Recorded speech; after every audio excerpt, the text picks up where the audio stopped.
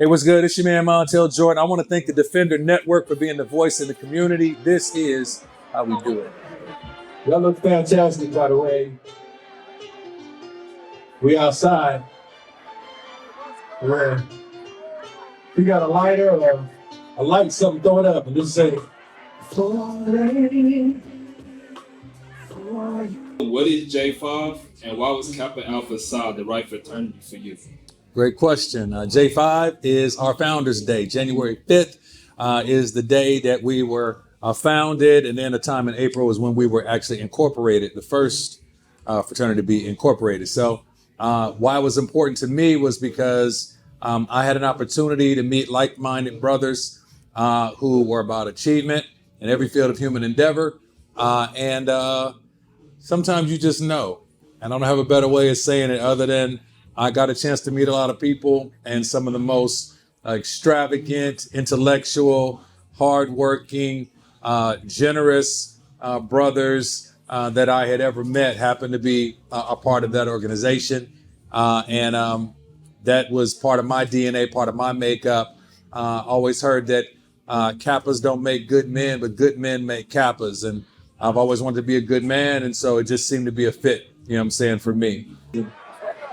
we had a song, we had a line song. Our line song at the time, I played Spring 89, Beta Mega Chapter, University of Southern California, that's USC, Loyola Pepperdine, right?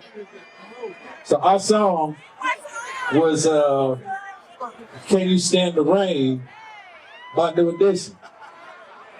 And I just think back to when we would be in the park and it was going down, and Scroller Slinky had to jump up and say something.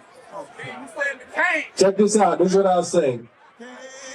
On a pleasant day, I know that I can count on you.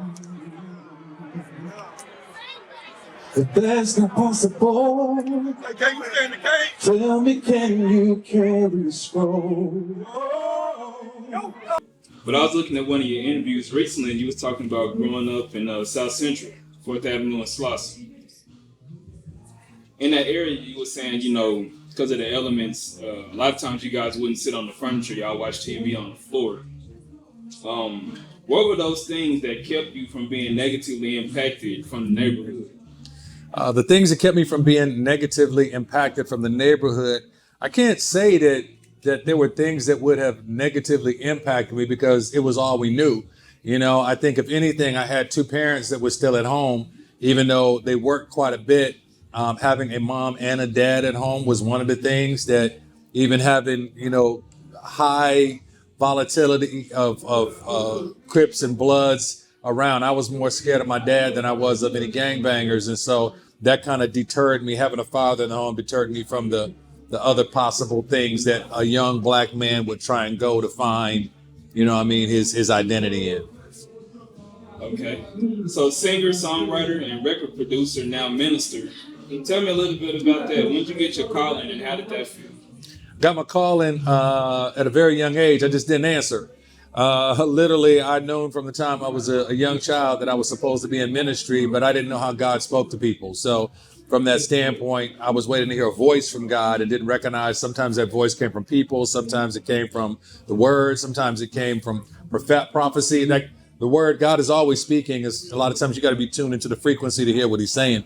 So the journey for me to go from the music business into ministry is actually a return from what I did musically as a youth into being able to go into the music business to kind of get my, like I've said in interviews, that I didn't go to seminary. I went to cemetery, which was the music business. I had to go to the music business to die, to be resurrected again, to be the man that I am now. Okay. And so what's next for Montell now? Musically, spiritually, what's next? What's next? I enjoy being a husband. I enjoy being a father. I enjoy being a pastor.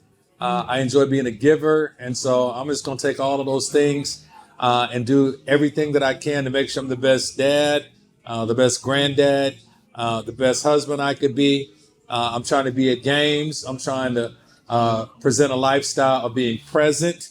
And in doing that, if I could help save some marriages and save some souls along the way, then I think I will leave here knowing I fulfilled my purpose. and I just can't help myself. Baby, I'm falling.